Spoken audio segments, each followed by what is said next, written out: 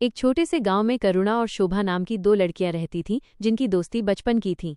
करुणा जहां बेहद गरीब थी, वहीं शोभा एक बड़े और अमीर जमींदार की इकलौती बेटी थी। गरीबी के बावजूद करुणा के चेहरे पर हमेशा एक मीठी मुस्कान रहती थी, जबकि शोभा अपनी सहेली की सादगी और हिम्मत की हमेशा कायल रहती थी। स्कूल से लेकर गांव के मेले तक दोनों हमेशा साथ रहती थीं। करुणा की मां अक्सर बीमार रहती थी और पिता के देहांत के बाद घर की पूरी जिम्मेदारी करुणा के कंधों पर आ गई थी। वो दिन भर खेतों में काम करती और रात में अपनी मां की सेवा करती। शोभा जब भी शहर से आती तो करुणा के लिए ढेर सारे तोहफे, नए कपड़े और अपनी खुशियों की पोटली लेकर आती। वो हमेशा करुणा को दिलासा देती कि वो उसकी शादी किसी बहुत अच्छे और अमीर घर में करवाएगी, ताकि करुणा की गरीबी दूर हो जाए। समय का पहिया अपनी गति से घूमता रहा। शोभा शहर में अपनी उच्च शिक्षा पूरी करने चली गई, लेकिन उसने कभी करुणा को नहीं भुलाया। वो छुट्टियों में आती और करुणा से मिलकर उसके हालचाल पूछती। इसी बीच करुणा की मां की तबीयत और भी ज्यादा बिगड़ गई। डॉक्टरों ने जवाब दे दिया था और मां की आखिरी इच्छा थी कि वो अपनी बेटी को दुल्हन के जोड़े में देखें। गांव के ताऊजी ने करुणा के लिए सुबोध नाम के एक लड़के का रिश्ता लाया। सुबोध दिखने में तो भला मानुष था, लेकिन अंदर से बेहद लालची और मतलबी था। करुणा ने अपनी मां की खुशी के लिए और गरीबी से मुक्ति पाने की उम्मीद में ये रिश्ता मान लिया। शोभा जब वापस लौटी और उसे करुणा की शादी की खबर मिली तो वो बहुत खुश हुई। उसने करुणा को गले लगाकर कहा, मेरी सहेली अब सुखी रहेगी। शादी के बाद करुणा की खुशियों को जैसे किसी की नज़र लग गई। सुबोध, जिसे उसने अपना जीवन साथी समझा था, वो असल में एक भेड़िया था। वो करुणा को अपने साथ शहर ले गया और वहां एक छोटे से कमरे में कैद कर दिया। उसने करुणा के सारे जेवर, जो उसकी मां ने बड़ी मुश्किल से बचाकर रखे थे, छीन लिए। उसने करुणा की जमीन जायदाद के कागजात भी धोखे से अपने नाम करवा लिए और धीरे धीरे उसकी सारी जमा पूंजी हड़प ली। करुणा उस कमरे में अकेली, लाचार और अपमानित महसूस करती रही। उसने सुबोध से कई बार गिड़गिड़ाकर मांगा कि वह उसे घर जाने दे, लेकिन सुबोध ने उसकी एक न सुनी। करुणा की जिंदगी में अब न तो कोई उम्मीद बची थी और न ही कोई खुशी। एक दिन करुणा को अलमारी में सुबोध का एक छिपा हुआ खत मिला। उस खत में सुबोध ने लिखा था कि वो करुणा को छोड़कर किसी और अमीर लड़की को फंसाने जा रहा है और वो करुणा से हमेशा के लिए पीछा छुड़ाना चाहता है। यह पढ़कर करुणा का दिल टूट गया। उसे लगा कि उसके पास अब कुछ नहीं बचा।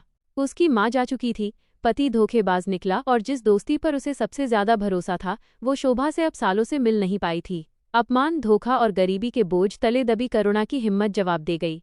उसने सोचा कि अब इस नर्क जैसी जिंदगी से बेहतर मौत है। एक रात वो चुपके से कमरे से बाहर निकली और शहर के पास बहने वाली नदी में कूदकर अपनी जान दे दी। अगले दिन सुबह शहर के अखबारों में एक खबर छपी। एक अज्ञात युवती ने नदी में कूदकर आत्महत्या की। खबर के साथ करुणा की एक धुंधली तस्वीर भी छपी थी। जब शोभा ने अखबार में वो तस्वीर देखी तो उसके पैरों तले जमीन खिसक गई। वो तुरंत पुलिस स्टेशन भागी।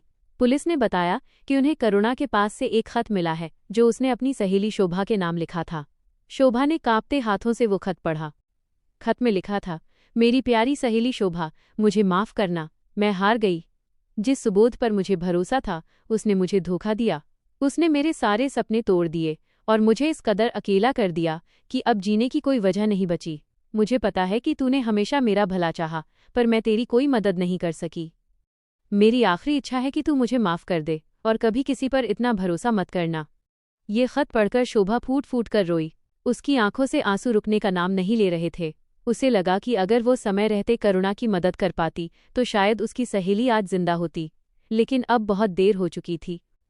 शोभा ने अपनी दोस्त की मौत का बदला लेने की कसम खाई। उसने पुलिस को सुबोध की सारी सच्चाई बताई और अपने वकील से कहकर उस धोखेबाज को अदालत में घसीटा।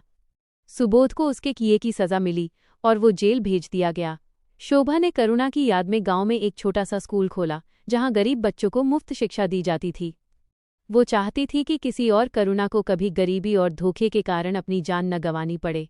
करुणा की कहानी आज भी उस गांव में एक मिसाल है कि कैसे एक सच्ची दोस्ती किसी भी मुश्किल को पार कर सकती है, लेकिन जब किस्मत और इंसान दोनों धोखा दें तो एक मासूम जान की कीमत चुकानी पड़ती है। शोभा ने अपनी दोस्त को तो खो दिया था, लेकिन उसकी यादों को हमेशा के लिए जिंदा रखा।